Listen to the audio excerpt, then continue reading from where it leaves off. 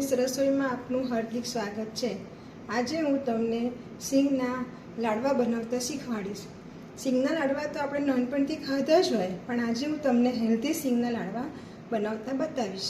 સિંગના લાડવા બનાવવા માટે આપણે જોઈશે 100 ગ્રામ સિંગદાણા, 8 થી 10 નંગ ખજૂરની પેસી, 2 ચમચી ઘી, થોડા પિસ્તા, 10 થી 12 નંગ બદામ, અખરોટના ટુકડા, થોડા કાજુ, ઇલાયચી પાવડર, સૂંઠ પાવડર અને ગંઠોડા પાવડર।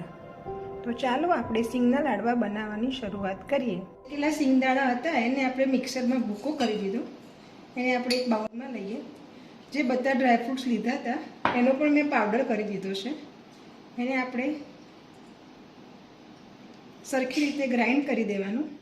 ખજૂરને મેં ઝીણા ઝીણા સમારી દીધા છે।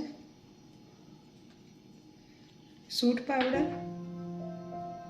ગંઠોડા પાવડર 1 ચમચી, થોડો ઇલાયચીનો ભૂકો, આ બધું નાખીને સરસ રીતે મિક્સ કરી દેવાનું।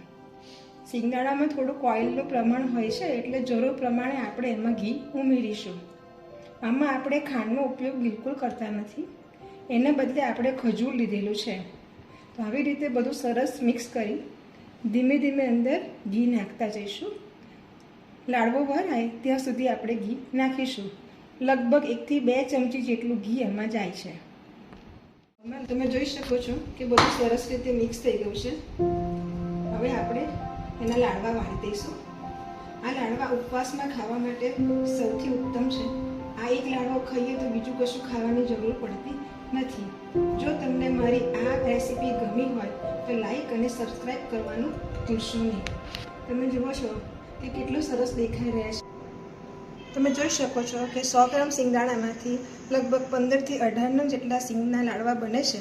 તો જો તમને મારી આ રેસીપી ગમી હોય તો તમે જરૂર ચોક્કસથી ઘરે બનાવજો।